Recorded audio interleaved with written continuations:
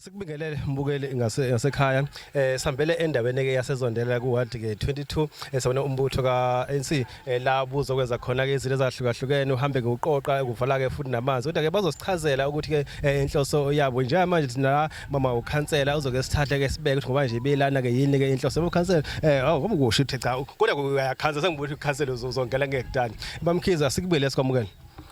Ngiyabingelela msakazi nababukeli bonke. Siyathokoza kuyintokozo ukuthi sibe nawo awusithathe usibeke ukuthi nawo ubani wakabani owenza ini ngoba nilana nje nizokwenza ini. Angibonga msakazi igama lami nguHlengiwe Mkhize ukhansela uMkhize ngaphansi komkhandlu wasondini aphinda abe uwhip wamakhansela enhlangano kaKhongolose.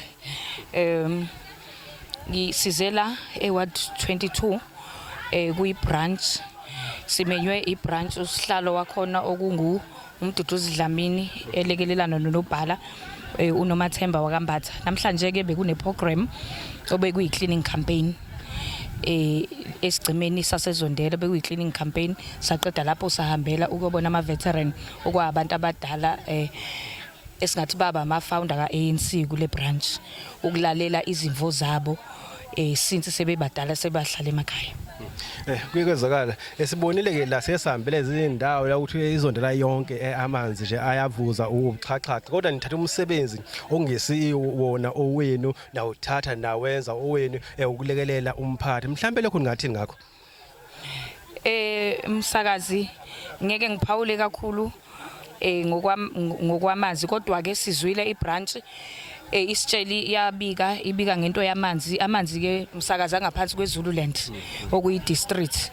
So ke siyambonga kakhulu ileadership ya branch ethatha inxaxheba yokuthi noma ngabe abantu ekuhlaleni beneyinkinga ingakho kuthiwa uANC is a leader of a society noma ngabe yini eyenzakalayo ekuhlaleni uma singekho isixazululo esivele eZululand thina njengoANC kufanele singenelele ngoba ithina uhulumeni ekufanele sibhekelele inhlalo yabantu.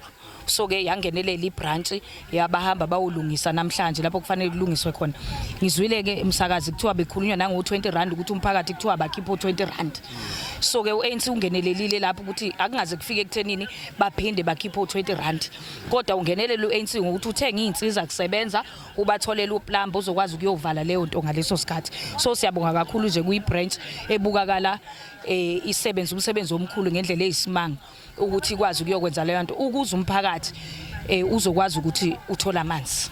Kulungile mhlambe nje lakho lokugcina sasiphetha. Elami lokugcina sasiphetha umuntu mhlamba ngabonga ama volunteer enhlangano kaANC nabo bonke ubuholo obukhona obuzile bazosilekelela sinama branch ahlukene from oluntu kuzolekelela ukuthi le campaign yenzeke nanokuthi lo msebenzi wamanzi wenzeke nangendlela efanele. Siyabonga kakhulu msakazi.